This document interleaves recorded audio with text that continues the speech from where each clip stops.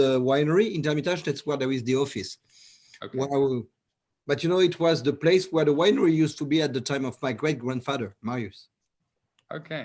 Yeah, I always loved going into Tan Hermitage, and the first time that I visited, I was driving up the main street and I saw a South African flag flying above the buildings, and I thought, I can't believe it. There's a South African flag flying in the town of Hermitage and of Tan. And I eventually got to the winery, and I was received by one of your staff, and they put it up for all the visitors, and I think that's such a special treat to have you be honored with the flag.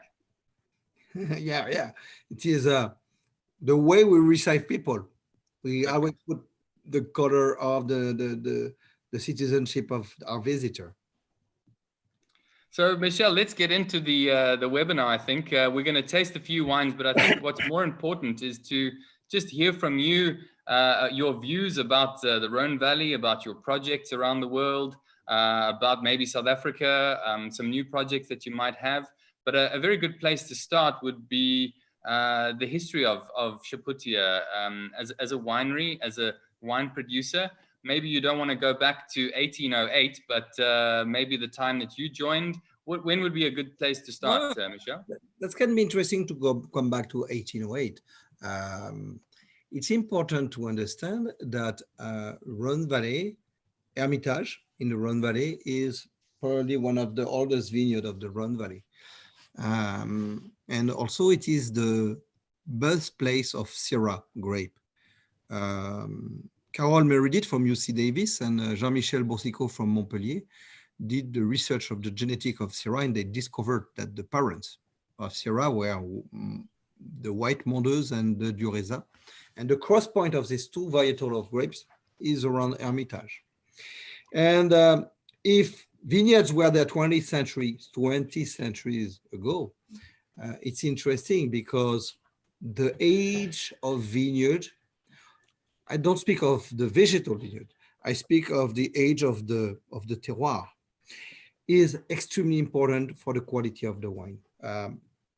You know, a vine, century after century, through the roots, is digesting, transforming the soil, and century after century, the soil is better and better. And I remember when I was young in California, I was impressed of the quality they had.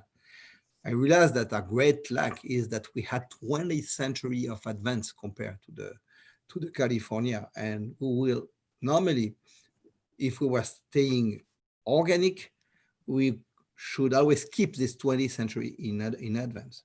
So the history is important, and it is important because in the 19th century, end of the 18th, beginning of the 19th century, Hermitage was the most expensive wine in France.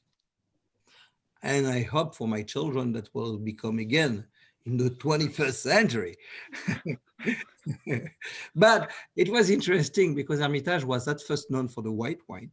And Thomas Jefferson, who used to be the president of USA, but before to be president of USA, he was ambassador of USA in France.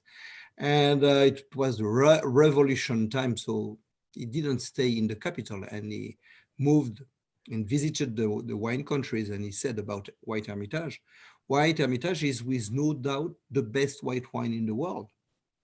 And also in his article, he has written, you will be surprised, we speak about 1790, you will be surprised to discover that in Hermitage, they start also to make a little red wine.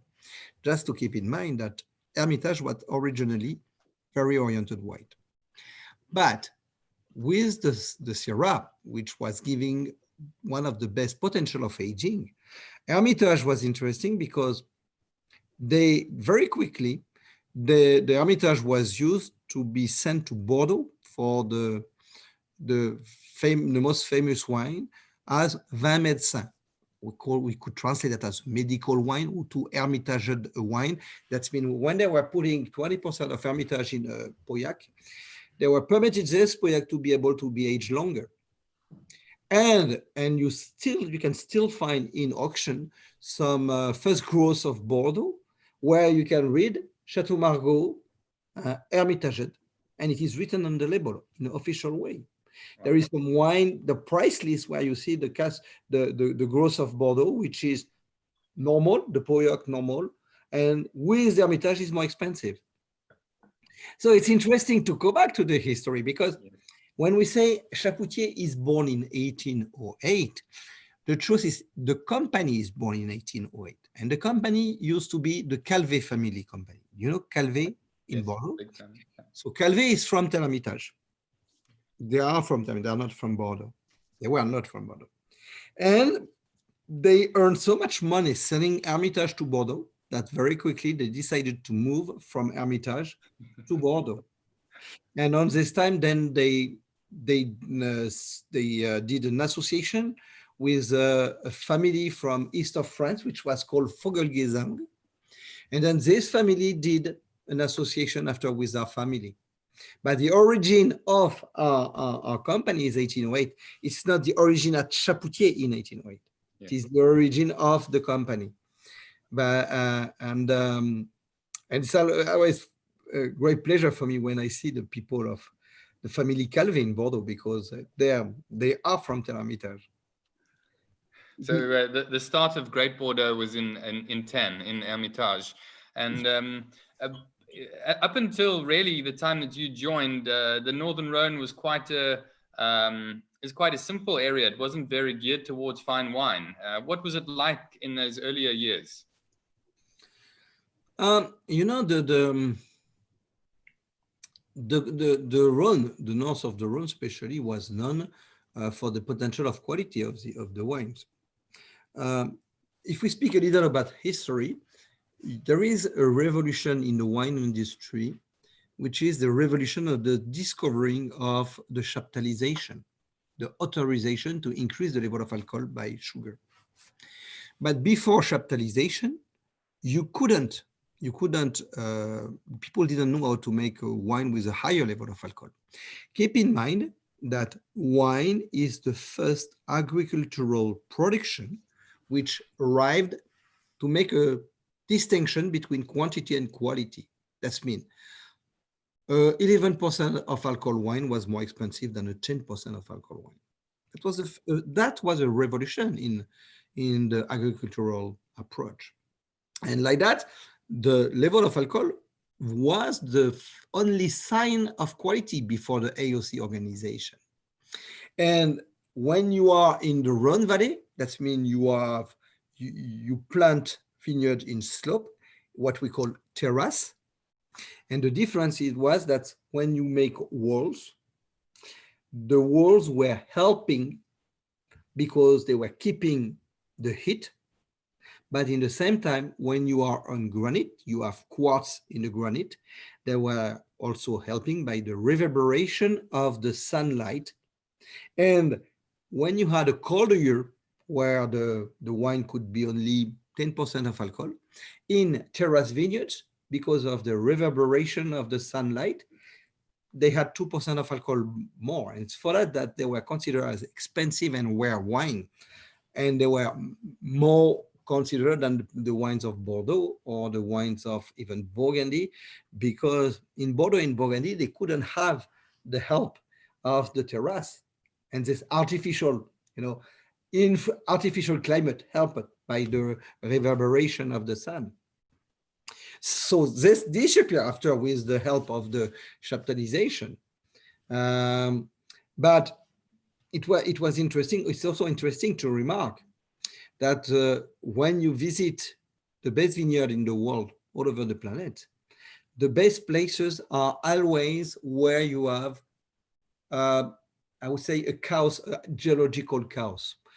It's not when it's very simple. It's always when a sort of geology meets another sort of geology. If you take the example of Côte-Rôtie, you will be at the limit of the glaciation with Central Massif. Okay. If you speak of Hermitage, you have the contact of Central Massif, contact of Prealps, so they shock together, and you have the sediment of the Rhone. The best soils are always chaos. You understand chaos? You know, Chaos, yeah, or geological perturbation. yes. Okay. Okay, so you're blessed with this incredible terroir, and it's been in a family for a long time, and you've had an incredible winery. When did you arrive as a young person? Were you forced into wine? Did you fall in love with wine immediately? How was your journey started with wine? So when I arrived, I have an idea of what was a modern wine that I could see in California, and with a modern enology. And when I arrived in France, I saw that the strong point of France was the terroir, the 20th century of terroir. That means that if you want the soil to give influence to the wine or the terroir, and I will correct myself and come back on this point, that means that you need to be able to listen and to let the terroir speak. What is terroir? As a member of the board of the NAO, I had the opportunity a long time ago to work with a small group of 3 people in the academic definition of terroir, which is today the definition which is taken by the OIV. What is the terroir? Terroir is not, because terroir is coming from terre, earth. It's not only earth. Terroir is soils, and I say in plural, climates, in plural again, and humans' attitude or influence, in plural. When I say soils, I say plural because there is the pedological soil and the geological soil. When I speak of pedological soil, it is interesting because the pedological soil is done of humus and clay, and humus can be exogenic. Then you have the climates. What we call climate is microclimate, but also the influence of the vintage. That's important because if you speak of climate, you speak of vintage. If you speak of vintage, the winemaker is not here to correct the vintage. If you put a vintage on a label, that means you give an indication of style of wine. And when I see winemaker who try to make every year the same wine, I understand that if you make a marketing wine, but if you are an AOC, you shouldn't do that. Your job is just to let the terroir speak. The climate is a part of the terroir and the vintage is a part of the terroir. So if you have a colder year, you should accept to have less alcohol and more acid. If you have a warmer year, you should accept to have more alcohol and less acid, and you have to play with this. And the last point is the humans. Humans is done of 2 things. The talent of the people who are working in the vineyard and in the winery, but in the vineyard, it is important to keep in mind that the quality of a wine is done in the vineyard, not in the winery. The vine grower is making the potential of quality. The winemaker is only transforming a potential in reality, but the winemaker is never creating quality. He can destroy a potential. He can do from 0 to 100%, but he can never do 101%. That's probably the mistake we see quite often in the wine industry, because we speak always about the winemakers. Sometimes some winemakers are quite a little too ambitious and they believe that they can create quality. They can't. So, and in the second part of the humans, after the talent, is the tradition. Everywhere you have some tradition, and the tradition is a part of the history. To give you an example of tradition, how tradition can influence the pedological soil. You have some climate in Burgundy. When you come back a long time ago, the climate used to be some unity of cultivation. So in this family, they were using lamb manure, here cow manure, here goat manure, and the way they work, the pedological soil or superficial soils, century through century, was influenced by a certain way of working the soil, and the human tradition has also influenced the soil. Do you understand? Completely. It makes a lot of sense. And how long did it take you to understand or realize this? Was it from the beginning, or was it through your journey producing the wines? What was interesting, it was on the beginning, I was influenced by Alsatian winemakers and German winemakers, which were sensitive with biodynamic culture. And what was true is, in agronomy, if you watch your vine and the roots, the organic richness is pumped by the root by osmosis approach, okay? But the minerality and the oligo elements are absorbed by the roots, not by osmosis, by the microbiological activity. That means that is bacteria which will eat, digest the minerals and permit these minerals to be able to be assimilated by the root. If you destroy the microbiology in the soil, then your vine will only extract the organic richness, but not the oligo elements and not the minerals elements. And that's very important, because what is the position of oligo elements or minerals elements for a wine? That is, during the fermentation, they will influence the yeast population. I mean by this, you have naturally hundreds of races of yeast, different races.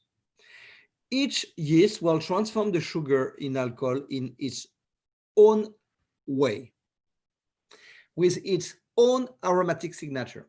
I could say that a wine is an aromatic symphony. And then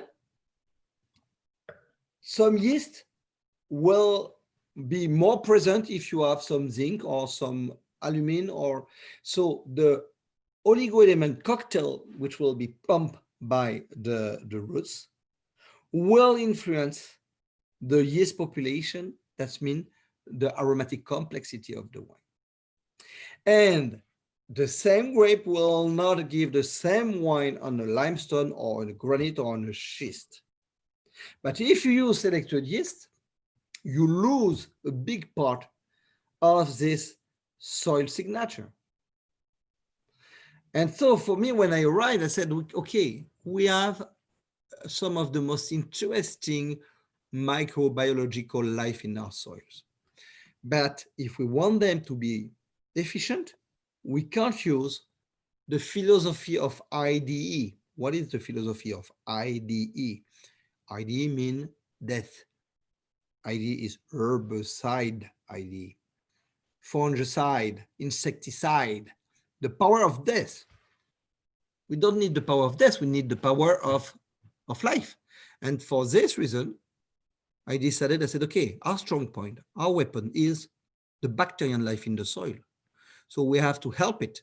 And to help it, we will use not the power of death, but the life in action, life, bio in action, dynamic, the biodynamic.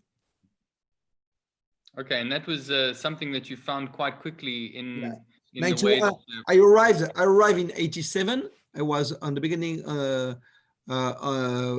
just in charge of the winemaking, but I had no control on the wine aging and the bottling. So I was never speaking too much about the wines that I did between 87 and 89. The total control of my winemaking and the vine growing for me is 89. Okay. And coming up with the concept of the selection parcelier, making each plot its own wine, that was quite different to what the Northern Rhone was about at the time, where most of the producers were blending their wines together. They were blending because at first, if you are in Hermitage, it is one of the only one place in the world where in a so small place, you will have the 4 geological age: primary, secondary, tertiary, and quaternary. And if you make a tasting, and you can do that by buying a single vineyard, you can take a pavillon, a red méal, or you can do also with the white wine, the Doloré with the white méal. It is the same grape, the same vine growing, the same wine making, the same climate, the same vintage. And when you compare, the only one difference is the soil. And by subtraction, you can remark when you open these two bottles that you have, it's probably only at us that you can do this, because we are so obsessed by the problem, by the philosophy that we don't try to do the best wine as possible, because for a winemaker, the best wine as possible is too subjective. We try to be objective. That means we try to do the best pictures as possible of the terroir. That means we don't correct. We just let the wine be done. And the difference you do with a pavillon and a méal, or a méal blanc with a Doloré, is just by subtraction the difference of soil. And it's amazing to see when you compare. And it's for that that I always push people, say, okay, if you want to buy a single vineyard, buy two bottles of two different bottles and compare them. Because, but you can do that also with water. Eh? When you buy mineral water, you take two bottles of mineral water of different brands, compare, you will see the difference by comparison. And that is exactly what we do when you taste two single vineyards at Chapoutier. You compare the granite and the sediment, and then say, oh my gosh, there is a huge difference. Of course, because in the past, people considered that this difference was not a quality, but was a defect. They wanted to blend because they wanted the consumer to have the same taste every year. Keep in mind that in the 19th century, the consumer was not very sophisticated. And the clean enology is the 20th century. In the past, I think the people were happy to have there were probably no wines lower than 1.5 point of volatile acidity. We couldn't imagine today what was the wines in the past. And so they wanted to have always the same wine. So the blending, for me, the fashion of the blending is older, is the old fashion. The notion of AOC, Appellation d'origine contrôlée, the first AOC has been done in France in 1936. So if you choose to make an AOC, that means you quit the philosophy of the blending. So you will tell me that you find plenty of appellation where there is blending of grapes. And it is true that in the south of the Rhone, that in the Roussillon, there is some blending of grapes. But probably there were a lot of blending of grape also, because in the past, they were obliged to look for some complementarity.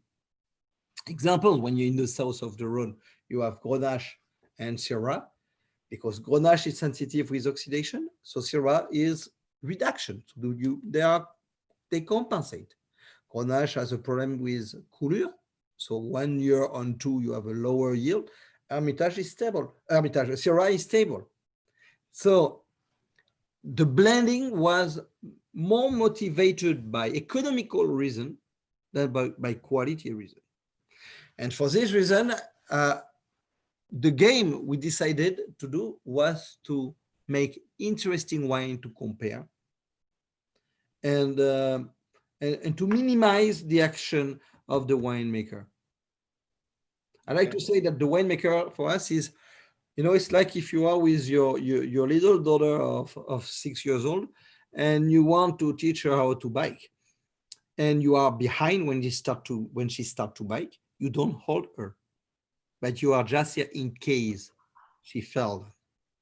And that is what we do as winemaker, is we are here, we let the wine, it's a very lazy way to do, an easy way, but if there is a problem, we can be here.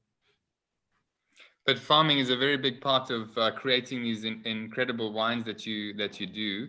That leads me to my next question. I've always found it fascinating that the Chapoutier as a brand can make incredible volumes of Coteron at a very high quality, but then also selection Parcelier at very small quantities at a very high level. And there are not too many wineries in the world that get that right, where they can produce bottom end, or not bottom end, but more entry level and very top end wines in the same winery. How do you achieve? There is a simple way for us to do that. At first, we never work with brokers. When we buy grape or wine, we use our position of vine grower consulting, because we advise people in vine growing. That's mean that keep in mind that France is a nation where the labor is expensive, but the tax on the labor in France is the highest in the world. When you give $2,000 to a worker, you give $2,000 to the state. And if we decided to have some Coteron for us, is we work with some vine grower. They have their own tractor in their own vineyards, and the thing is that they work with passion, and that's permit us to stay competitive on, for instance, a Coteron. And it is the same thing after for the winemaking process. We give the rules of our winemaking process philosophy, and they follow it. But because they are independent winemaker, that's permit us to have a very competitive price. But we still have some people who are passionate. Our suppliers, they make wines for them that they sell, and they make wines for us. And because we follow them and we advise them at vine grower consulting, that permit them to progress for their wines, and we can have the same quality. And very often we arrive with people and we say, okay, on your 20 hectares, we would like to work 5 hectares. We will advise you on your 20 hectares, but you keep us 5 hectares. And that will permit us to have probably some of the best, because the way we work on our hectares for us, then after he follow the advice for the wine he will have for him. And that's important. Too often people were making the difference between négociant and producer. When you go to buy a Hermès scarf for your wife, you don't ask to the shop, is it done by a worker from Hermès or from a supplier from Hermès? And that is the idea of a signature on the label. Our strong point, if we arrive to do this level of quality, is because we have developed our knowledge and our know-how of wine growing consulting. Fantastic.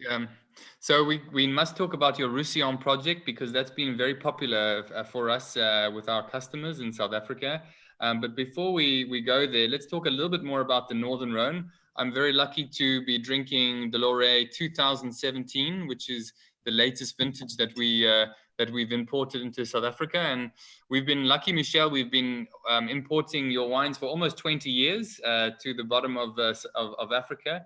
And this has always been one of my favorite wines. The power, the richness, the freshness without a piercing acidity, the texture to this wine. It's one of the greatest food wines that I think that I've ever tasted.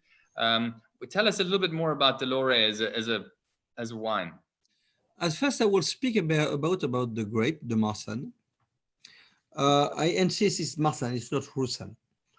In the past, people like to have wine more maderized, more oxidated, and they like to have more Roussanne, because the Roussanne don't age very well and they oxidate very quickly. And for this reason, there were always a percentage of Roussanne, because in the beginning of the 20th century, the great white wines were oxidated. I hate oxidated wine. What is interesting in the Marsanne, it is a white grape able to age with a low level of acidity. That's a mistake probably, or a bad habit in winemaking, to believe always that is the acidity which permit the potential of aging. The real potential of aging is coming from the dry extract of the raw material and not from the acidity. Because when people were trying to have more and more acidity, they were always harvesting earlier and earlier. But if you taste a fruit which is not mature, the fruit is not tasteful in the same time. So what is interesting for the people who taste this wine, it is this touch of bitterness. My passion is to cook, and I love to eat. And it's always important when we make wine to keep in mind that we do a wine to be married with food. What is a good marriage? What is a bad marriage? A bad marriage is when we have a relation of dominant and subordinated person. A good marriage is when you have different quality but complementarity. It's interesting just on this point. Plenty of blend of marriage between wine and food historically were not interesting because between the chef and the vigneron has a social position higher than the chef. So plenty of marriage were then chosen by the vigneron and were not respecting the food. Example, Sauterne and foie gras. That is a criminal match. Why?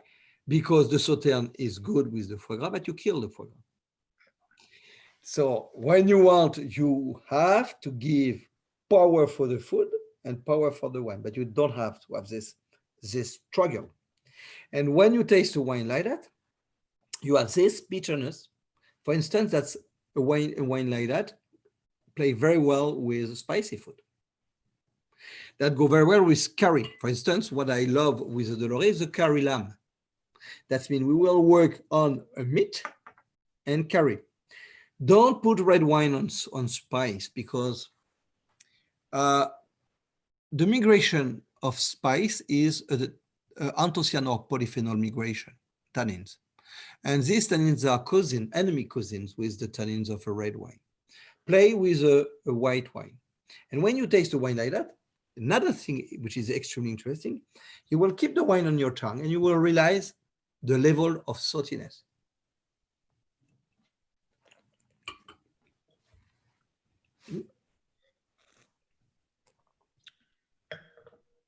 You taste. And that's a sign for Chapoutier wine because, of course, when you arrive on a bottle of $600 to have this, you say, easy. Yeah, but we can arrive to have this also on certain bottles at $20. That's the way to work in the vineyards. That's the yield.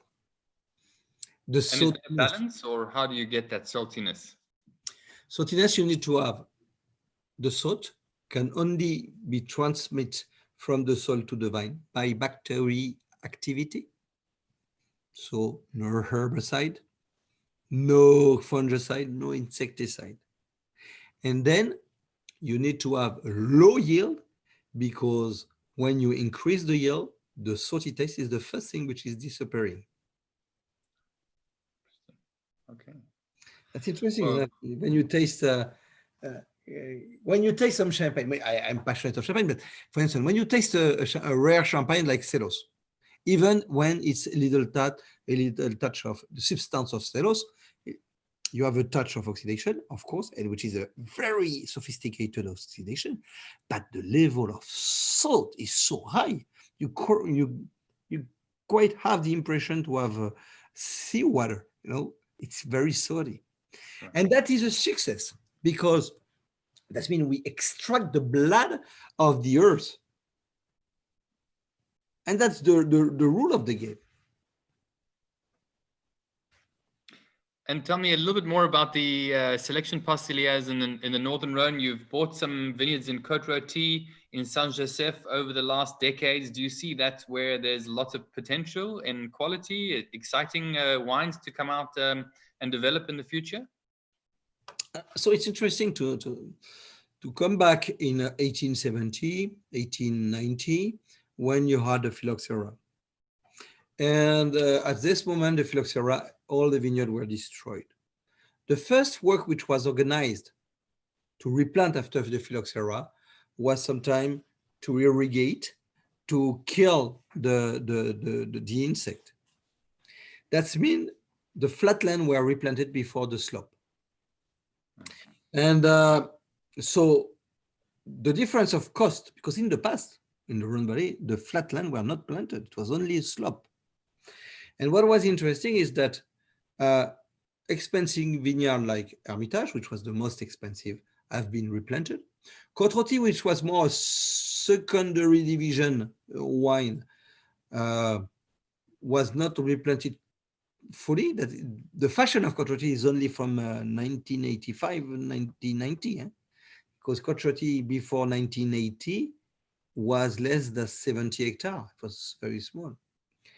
And there were plenty of amazing soil in Côte-Rôtie, in Saint-Joseph.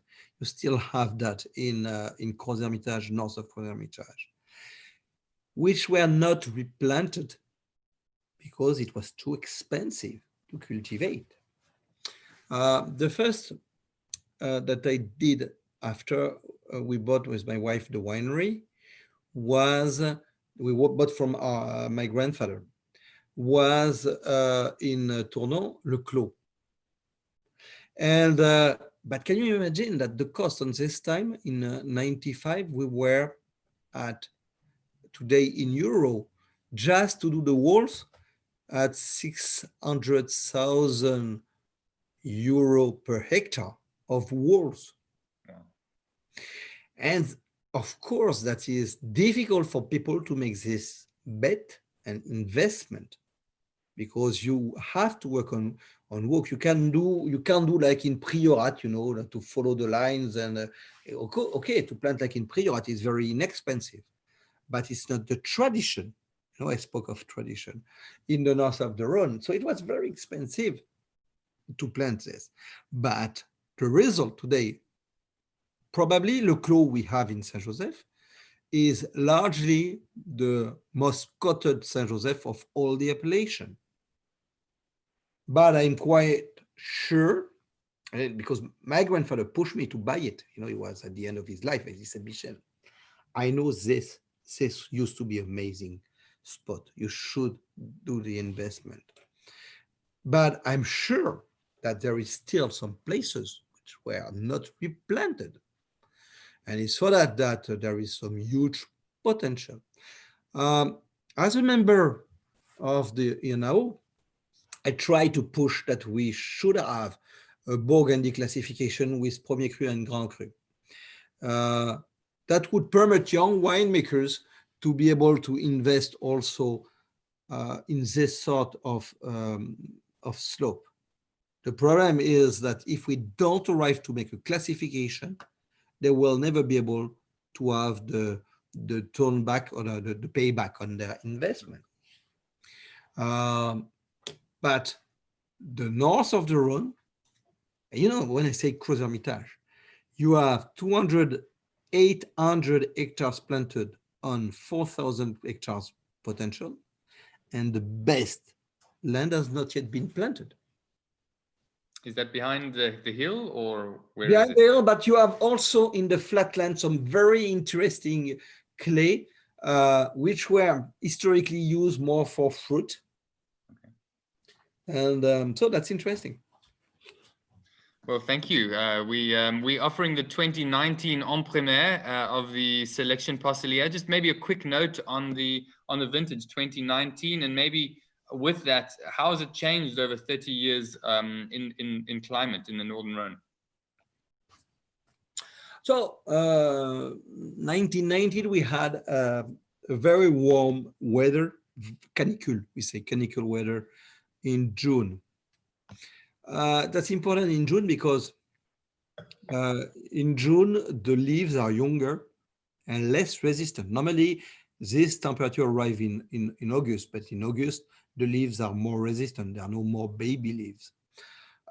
So that's played into a drop of yield, which bringing a certain concentration.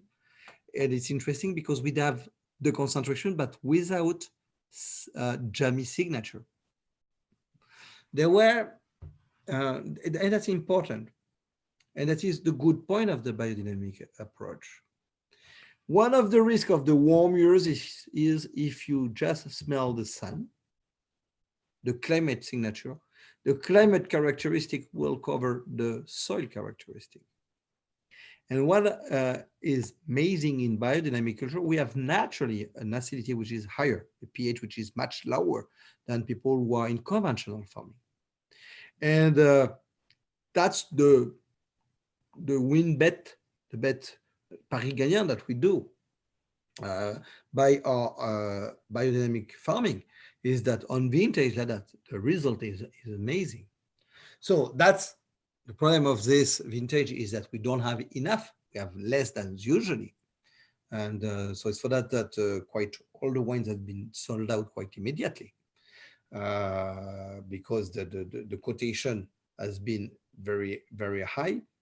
But it's also, what is interesting is we always try, why we sell in primeur, because we want the buyers or importers to do their job instead of the critics. That is, we want, because we want people to be able to place them before the speculation. 2 or 3 times on the beginning, our winery has been the winery which received the biggest number of wine rated 100 points by the wine advocate.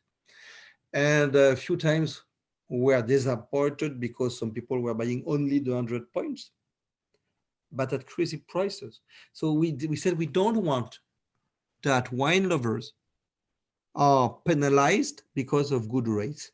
And it is for that we decided to sell our wines in primeur always. So the consumer by primeur is buying the wine before that the critic give the rate. Great. Well, we'll be offering those 2019s out to those that are interested.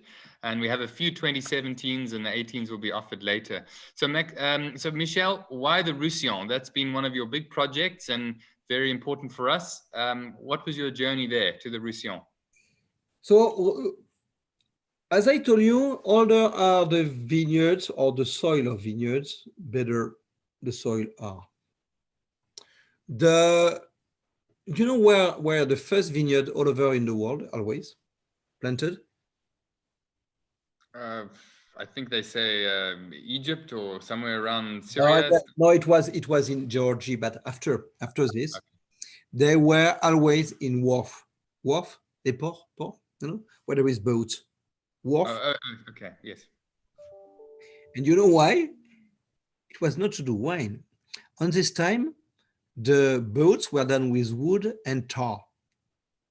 And the biggest enemies of wharf was fire. So they planted vineyards around the wharfs to protect the boats from the fire. And because the vineyards are not burning, it was the best natural protection they could have against the fire and to protect the boats.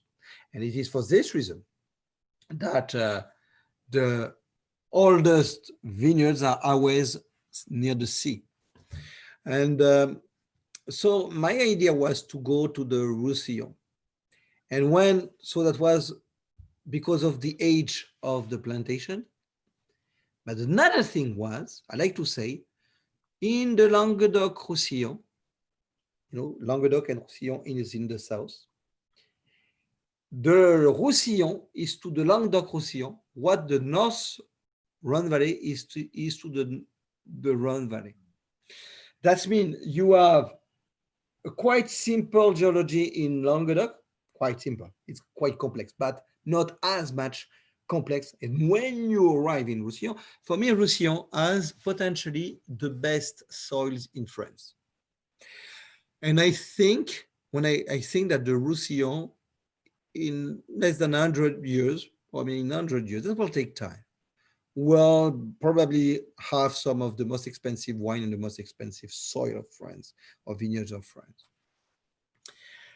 For history, it's interesting to understand, socially speaking, what's happened and why these vineyards were not so well done. I told you that in 1936, the AOC system was organized. And the first thing was to say, to have an AOC, you speak of where you can plant, then of the varietal of grape, then of a maximum yield. 36, it's not long time after 29, the economic depression. So people, when they started, the first appellation was Châteauneuf-du-Pape, Arbois, and Cassis. That's the three first which were created. The rich wine region were in the south of France. Bordeaux, Champagne, Burgundy were the poor wine region. Bordeaux, Champagne, they were making wine because usually chateaux used to be owned by industrial and rich people, but not by people earning money from the wine. And when they decided to upgrade the quality of the wine, because they had economical problems, the people of South said, okay, it's not because you are poor that you want us to be poor, so we are not interested by your system of limiting the yield.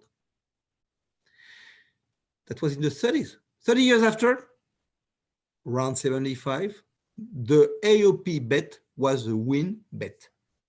It was a success. And the Roussillon and the Languedoc, we were not in the train of, or the elevator of the AOC organization. The only one way for them to increase their yield or their income, their money, was to increase the yield. So they had the bad reputation of region producing low quality wine with a high yield. But it was a social position. It was not the truth with the soil potential. And what was interesting when you were going to the Roussillon, you could discover some of the most interesting soils in France. There they were also doing a lot of fortified wines.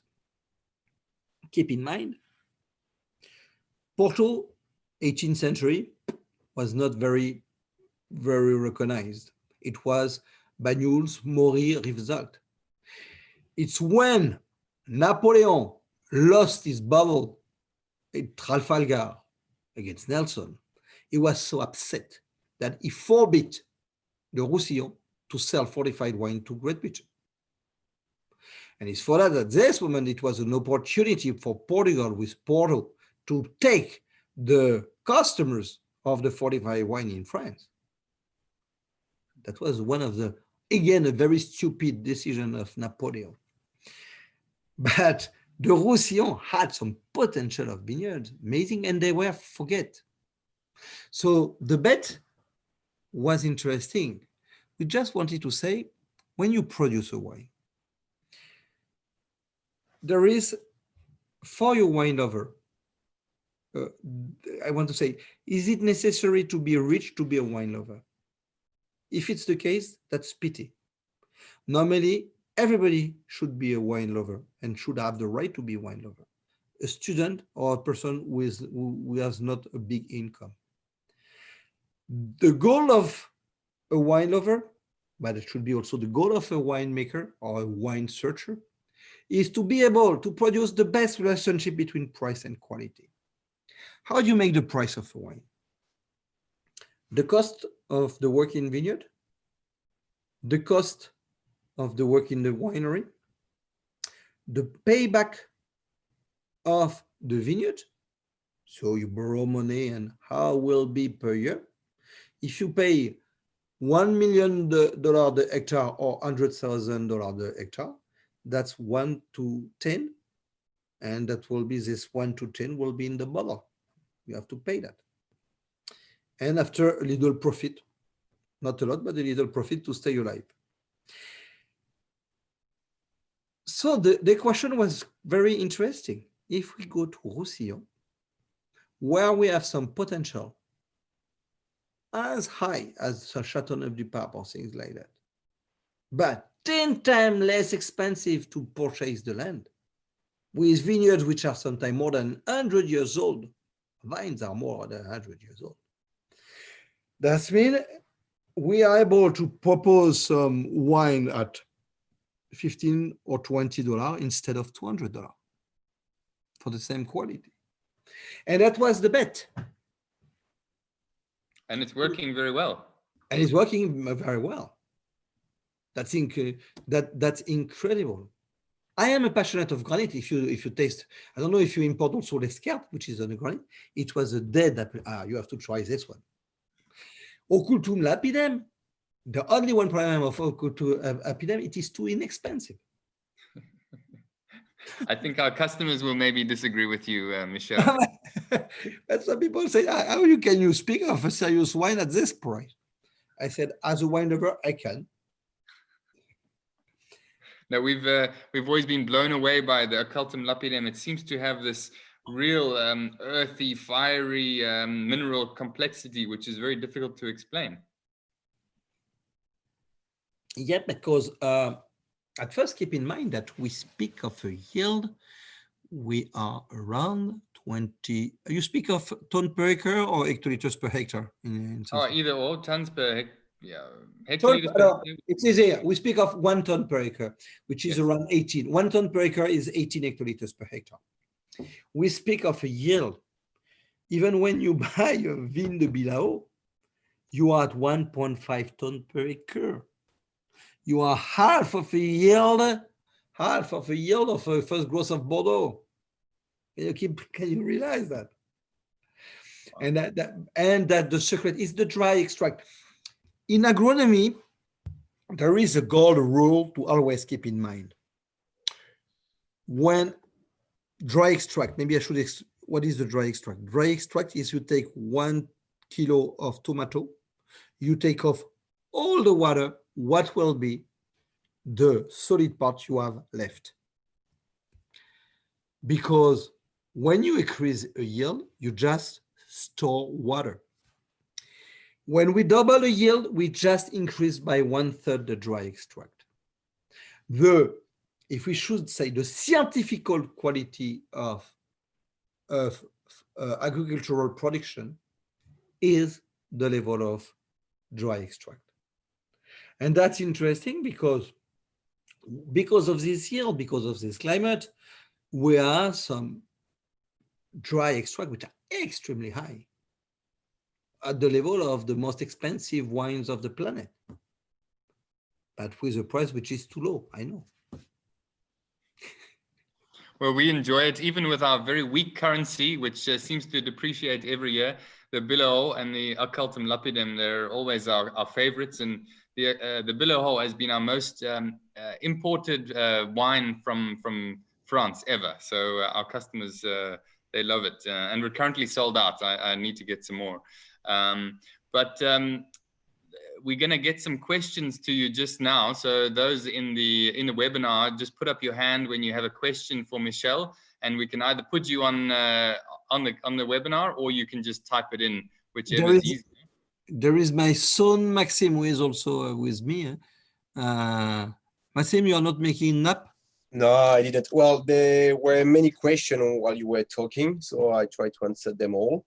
I think one of the most common subjects it was about the global warming and how it can affect the viticulture and our approach of the terroir. So there was some question about the grapes, if we should change grapes within the appellation. There was a question about like the harvest. So I've answered them, but I think it would be interesting for you to answer to everybody.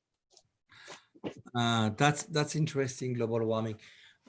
Can we say that will be a global warming in danger?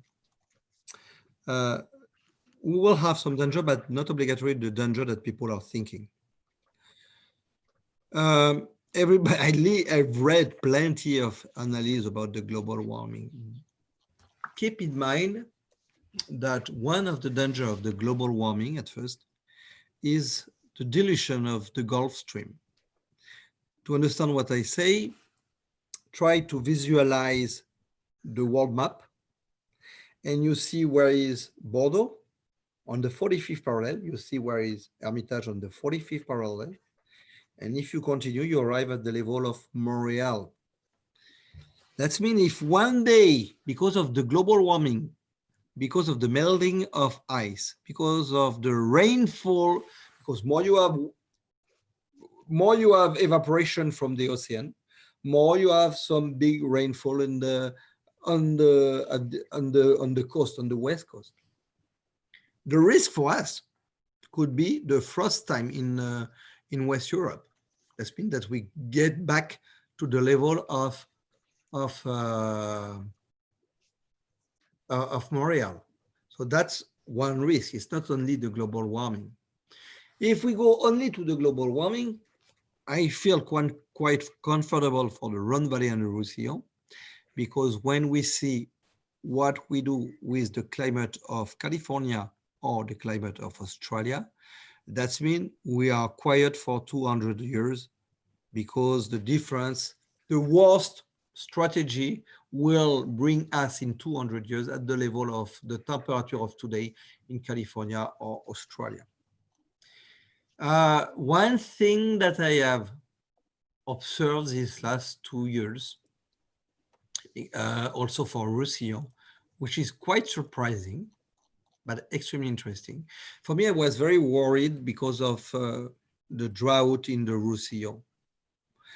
And it was more and more dry. And since 2 years, that is changing. That is changing because we can't say it is much warmer in summer, but it's much warmer in winter. So the temperature of the Mediterranean is not dropping as down as it used to. That means we have more evaporation from the Mediterranean. So we call that episode seasonal. That means we have, because of Mediterranean, some big rain at the falls. We can be some problem. But what is also arriving, we have, because of this big reserve of Mediterranean, which is warmer at the end of the winter than it used to be, then there is an increase again of rainfall because of this. We can't speak of microclimate, of this Mediterranean climate. And I think that's one of the new discovering of evolution of climate for us in France, but that could be also interesting for Spain, not obligatory, because the south wind is pushing more inside of France, give us a certain confidence with this global warming. It was for one of these reasons that I invested in Australia. That was to say, if we need to work with global warming, it's better to have a vineyard in South Hemisphere like Australia, because we will be able to have 2 years or 2 harvests per year. That means 2 experimentation, climate experimentation. And we did plenty of research in front of the evolution of the climate. And there is some interesting discovering. And one of the interesting discovering is the density of plantation, the shadow of the vine. And you know, when we arrive at this conclusion, we realize that it was a conclusion which was discovered in the Middle Age, because we had also some global warming in the Middle Age. In too many places, people have planted vineyards with viticulture, with tractors, with engines, which were not done for vineyards, which were done for all agricultural. In south of the Rhone, people were doing fruit, wheat, and grapes. And for this reason, people were planting with low density of plantation. Like that, you could use a tractor for everything. But if you go to places where you had only vineyards, like in Champagne or like in Burgundy, the density of plantation is much higher. And it's interesting because the shadow of the vine and the evapotranspiration, that means like on your skin, around the leaf, you have a respiration with humidity and water. And it is like an aura around the vine, like during 50 centimeters around the vine, you have this humidity, which is kept by the vines. And if you have a higher density of plantation, you interconnect this humidity from the leaves and you drop the temperature in the vineyard. And when you go in vineyards like Hermitage, where you have between 8 to 10,000 vines per hectare, that means 4,000 vines per acre, in the summer, you go in the vineyard, you feel immediately a drop of temperature of 5 degrees because of this. In plenty of places, for mechanical reason, they did some 1,000 vines per hectare. That was a mistake, an agronomic mistake. So I think that the first solution will not be winemaking solution or enology solution. There will be agronomic solution by a high density of plantation. And there is plenty of example. In biodynamic, we work with the movement and the influence of moon, sun, and stars. So people say, oh, that is quite curious. Very simple. When the sun is going up, the sap is going up. When the sun is going down, the sap is going down. So that's interesting. We discovered that if you work your soil the evening, when the sap is going down, it is like if you do an irrigation. And in the Middle Age, they used to say, evening plowing is the equivalent of 2 irrigation. That means we just rediscovered plenty of clever common sense farming which were lost, which are no more taught in university. When your sap is going up the morning, that means when the sun is going up, you work on the leaves. When the sap is going down, you will work to the roots. This basics common sense has been forget. And we have plenty of new weapons to develop, which are extremely simple and based on the common sense. But you also have a history of all of this to fall back on, and that's why you've maybe been so successful too. Michel, can you also talk about your spirits that you're very excited about? Yeah. Because we're going to be importing some of those folks. If you're interested in any of these spirits from these fine appellations, how did you get involved in this movement, Michel? So I'm the president of Spirits of the Rhone, and I wanted to change the rule because what I remarked when we were doing the wine soil by single vineyards, you have aromas which were different. When you make a spirit, what are you doing? You catch the etheric or the smell of the wine and you concentrate it. And what I've remarked when I was doing the distillation of the wine or the distillation of the mast, of the mar, of the grape, the difference soil per soil were even stronger.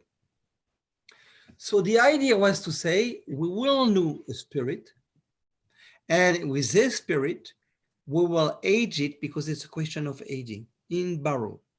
When we use the press wine of Pavillon to make the brandy of Pavillon, we will put the brandy of the Pavillon in a barrel of Pavillon, and we will wait it 20 years in barrel. And it's important to have this age a minimum 10 or 15 years. And the grappa is amazingly interesting. Je peux en avoir un? I will show you. Non, le mar. I'll show you that. And that's interesting because I have a mar of Hermitage. When you have it, to correctly understand what we look for, it's interesting at first to taste it like a perfume. You take it, take it like that, and like a perfume, do like that, and use this. And you have the dry grape smell on the Mar of Hermitage. And then you understand what is the difference between our know-how with the fact that we are extremely patient and slow to let 20 years in barrel. And when you taste this, and we have to taste that cold, because you keep in the mouth, and when you keep in the mouth, then the dilatation will give all the aromas. Okay.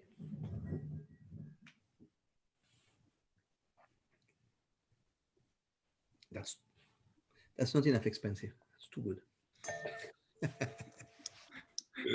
But this has been a long project because you have to age them for so long. So you obviously had confidence it's going to be good. Yeah, but we had some example. I remember when I was a child, my grandfather had a big barrel of a Mar, which was from 1900. And I remember last time I tasted it was in 1985. And it was still in barrel 85 years after. It was amazing. So the idea that I try to defend for the different vignerons in Rhone Valley is to say it is the investment that you have to do for your children.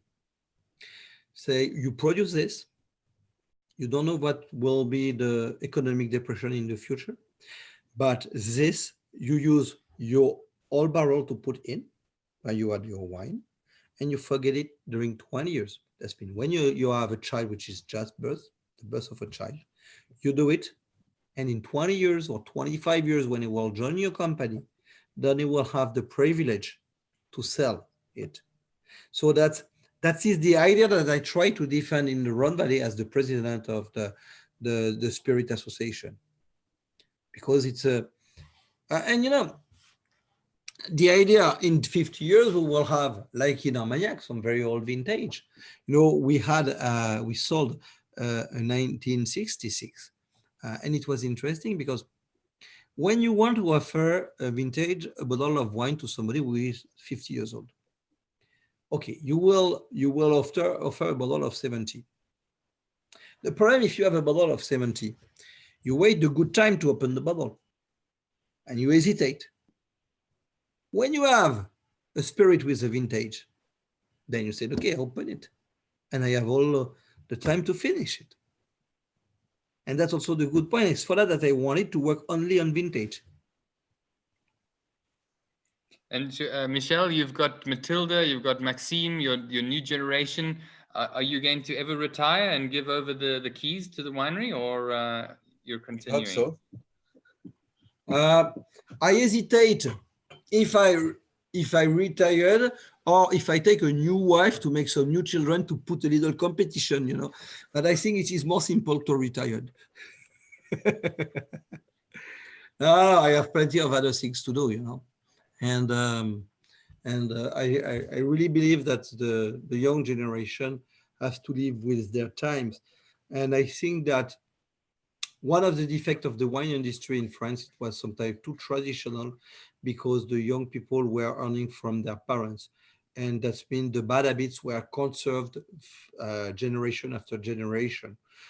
So I think I was lucky because I was able to do a revolution by not working with my father. And I think I have to be enough clever to slowly do something, or to just do some other things or small vineyards or something, but let them take the succession. Perfect. I'm sure everyone is asking why you've done all these projects around the world, Australia, Alsace, Douro, but not South Africa. What is your official view there, Michel? Well, I was very close to do South Africa, but I had two rules to invest outside. I wanted at first to be able to borrow the money in the country, because I didn't want to invest in a country where the bank didn't want to borrow the money, and you never know, you can have a problem, etc. So I wanted to finance from the country. And in South Africa, it was not, the bank didn't want, they said, you come, but you come with your money. And the second thing, I wanted to be able to take some dividend when the project is paid, I wanted to do to be able to pay the dividend. And on the time when I was very close to invest in South Africa, it was not possible. Said you have to bring your money, but if you earn money, you can't take out the money. And I said, okay, that's an interesting project, but if one day I have a problem, I am a farmer. I have to be conservative. Sure. Yeah. Are there any more questions for Michel? We're not going to have the special opportunity, so please raise your hand if you have any more questions. We're going to be ending off soon. Thank you for all the comments and the questions. I see we've got a lot of Occultum Lapidem and Biloor drinkers tonight. That's very, very popular with our customers. Let's see, any more questions? Well, thank you, Michel. It's so nice to hear your thoughts and to talk about the vineyards and the farming. I think that's something that we don't get to understand. Often we look at a shelf or a website and we buy a bottle, but we don't connect to the philosophy behind the bottle. And I think you've been able to do that so really nicely tonight. So thank you. It was a pleasure. Thank you very much, Michel and Maxime. Thank you for your time. And to everyone that's joined, hope to see you in 2 weeks when we have another webinar. And Michel, thank you so much again for your time. Thank you. Bye. Bye-bye. Thank you.